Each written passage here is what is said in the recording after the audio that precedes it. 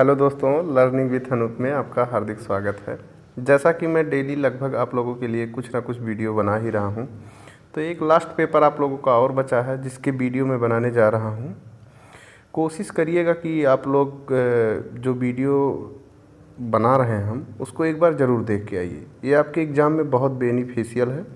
इसको ये मत सोचिए कि ऐसे ही बनाया गया, बहुत ज़्यादा एनालिसिस करके बनाया गया है।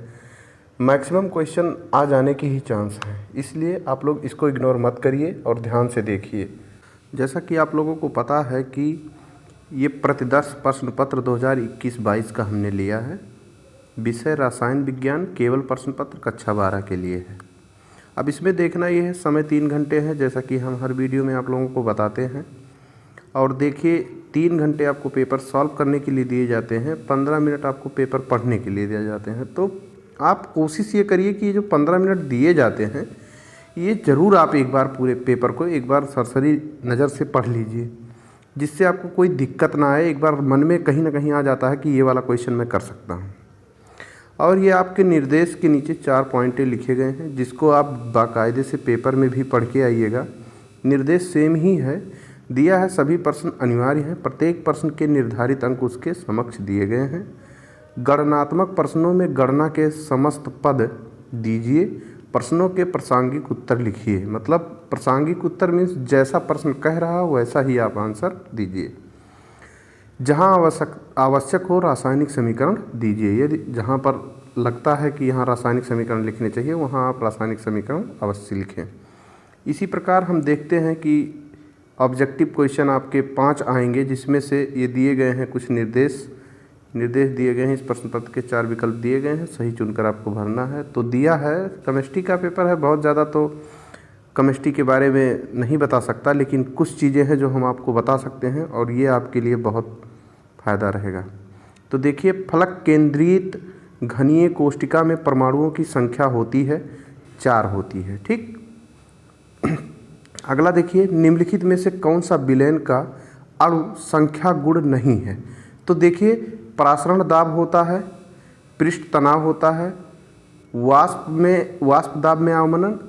तो ये सारे ऑप्शन आपके गलत हैं। इसमें से सही वाला ऑप्शन आपका हिमांक में अवनमन है। क्या है? हिमांक में अवनमन है।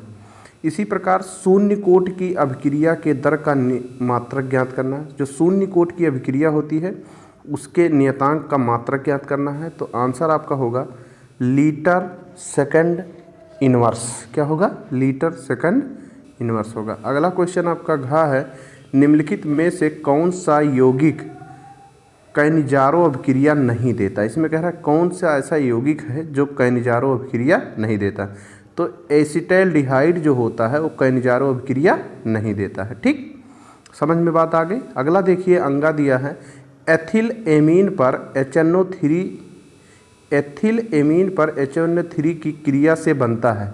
यदि एथिल एमीन को आप किससे HNO3 की अभिक्रिया कराएंगे तो क्या बनेगा?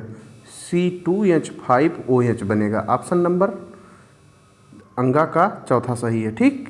आप लोगों को ये बातें समझ में आ गई। एक ऑप्शन और आप लोगों के लिए बचा है, ग्लूकोज अपचायक गुण प्रदर्शित करता है, क्योंकि इसमें होता है, क्या होता है? एल्डिहाइड समूह होता है। कैसा समूह होता है? एल्डिहाइड समूह।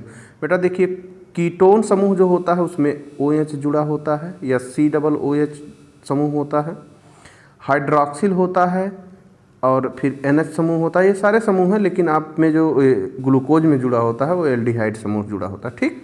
अगला देखिए, प्रश्न नंबर 2 का दिया है, एक तत्व A परमाणु द्रव्यमान 100 की संरचना BCC तथा एकक कोष्टिका कोर लंबाई 400 पिकोमीटर है, ठीक। तो ज्ञात करना है, चारों 1 + 1 2 नंबर के हैं, तो ध्यान से देख लेते रहिए। A का घनत्व ज्ञात करना है। आप अपने संबंधित टीचर या बुक से इसको ज़रूर पढ़ लीजिए। दूसरा, 10 ग्राम A में एकक कोष्टिका की संख्या बताइए। चूँकि इस पे इसका सल्यूशन संभव नहीं है इसलिए हम नहीं करवा पा रहे हैं, बट क्वेश्चन आप लोगों को एक बार दिखा ज़रूर दे रहे हैं। ये आपके लिए बहुत बेनिफिशियल होगा, ध्यान दीजिएगा इस पर। अगला आया खा, मोल प्रभाज किसे कहते हैं? विलय के मोल प्रभाज एवं वाष्प दाब में अवनमन के संबंध का व्यंजक लिखिए।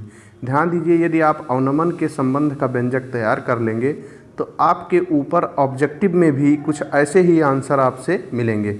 मोल प्रभजन प्रभाज किसे कहते हैं, ये आप पढ़ के आइएगा, इम्पॉर्टेंट है। इसी तरीके से गा 1m H2SO 1 मोल H2SO4 विलेन की तुल्यांकी चालकता की गणना कीजिए यदि उसकी विशिष्ट चालकता इतनी है। ठीक, पढ़ के आइएगा, ये आप लोगों के वाकई में बहुत फ़ायदेमंद की चीज़ें हैं। ऐसे दिया गया है अगला, स्कंद की हार्डी सुलझे नियम क्या है समझाइए। ठीक, अगला है सरल घनीय कोष्ठिका में कुल संकुलन क्षमता की गणना कीजिए। अक्रिय गैसों की 2 विशेषताएं एवं उपयोग लिखिए। मैं ये बता दे रहा हूँ अक्रिय गैसों की 2 विशेषताएं। सबसे पहली विशेषता ये है, अक्रिय गैस का अष्टक पूर्णा होता है। अष्टक कैसा होता है, कंप्लीट होता है। और अक्रिय गैसों का यही अष्टक कंप्लीट होने की वजह से ये किसी अन्य से रिएक्शन नहीं करते, मतलब किसी भी तत्व से क्या नहीं करते, अपने आप को रिएक्ट नहीं करते। ठीक, निम्नलिखित उप सहसंयोजक यौगिकों में IUPAC नाम लिखना है। ध्यान से देख लीजिए, आपको ये IUPAC नाम इससे संबंधित जरूर मिलेंगे, हो सकता है नाम चेंज हो जाए लेकिन मिलेंगे जरूर, तो कृपया इस पर बहुत ज़्यादा फोकस करके आइए, IUPAC से संबंधित। अगला दिया है निम्नलिखित पर टिप्पणी लिखिए। क्या दिया है, ये आप पढ़ के आइएगा, ये थ्योरी है, आपको पढ़ के आना ही होगा। ये देखिए, निम्नलिखित टिप्पणी लिखिए। पेप्टीकरण और अपोहन 100% गारंटी के साथ इसको पढ़ के आइएगा, अन्यथा आप भुगतेंगे, इसलिए कोशिश करिए कि पढ़ के ही आइए। अगला देखिए, प्राथमिक द्वितीयक एवं तृतीयक एमिनो की पहचान की विधि रासायनिक समीकरण सहित लिखिए। 100% ये दोनों क्वेश्चन पूछेंगे, 3-3 नंबर आपके रखे हुए हैं यदि आप तैयार करके आते हैं। ओके, अगला देखिए 5वां नंबर क्वेश्चन है, ये आपके लगभग 4 मार्क्स देंगे। देख लीजिए ध्यान से, ये क्वेश्चन है जो आपको याद करके ही आना है, पढ़ के आइए, पक्का मिल जाएंगे, इसमें कोई दो राय नहीं है, कोशिश करिए। प्रथम कोट की अभिक्रिया, गारंटी है कि आएगा। प्रथम कोट की अभिक्रिया के वेग स्थिरांक के व्यंजक लिखिए तथा सन्निहित पदों को दर्शाइए। 100% बहुत ही इम्पॉर्टेंट है, बहुत ही इम्पॉर्टेंट है, पढ़ के आइए, 4 नंबर आपको मिल जाएगा आसानी से, इसमें कोई दिक्कत नहीं है। वीडियो बनाने में लेट तो हो गया, लेकिन यदि आप लोगों को ये वीडियो पसंद आ गया है और इससे आपको कुछ फ़ायदा मिलता है तो लाइक और सब्सक्राइब ज़रूर करिए, ताकि हम आपका सहयोग हमेशा इसी तरीके से करते रहें।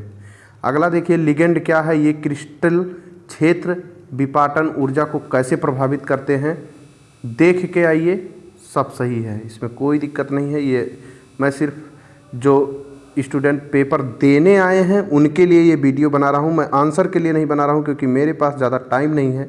मैं ऐसा चाह रहा हूँ कि आप लोगों तक जो वीडियो पहुँचे तो क्वेश्चंस के साथ पहुँच जाए।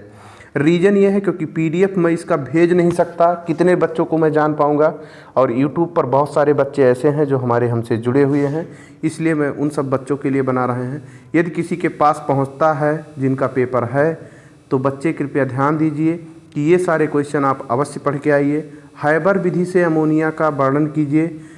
इसको बेटा 100% गारंटी के साथ जान लीजिए कि हाइबर विधि से अमोनिया बनाने को आएगा ही या नहीं आएगा, तो उसमें ऑप्शनल रहेगा, इसलिए आप ऐसा मत करिएगा, तैयार करके आइए। विलियमसन संश्लेषण आप में आएगा ही आएगा। क्या होता है जब, ये सारे आएंगे। और ये देखिए, क्या होता है जब में, ये 100% आप मान लीजिए इस चीज़ को, मेरी एक बात मान के आइए कि आप इसको पढ़ के ही आइए, अन्यथा आप भुगतेंगे। ऐसे आपका 7वां क्वेश्चन है।